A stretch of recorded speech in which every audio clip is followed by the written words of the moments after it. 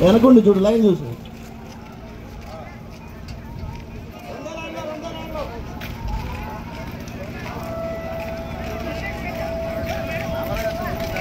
ప్రపంచ గమనాన్ని అనేక తాత్విక సిద్ధాంతాలు వ్యాఖ్యానించాయి, విశ్లేషించాయి.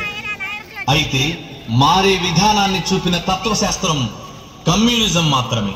సామాజిక చలన సూత్రాలు తెలిపిన మహోన్నత సిద్ధాంతం కమ్యూనిజం.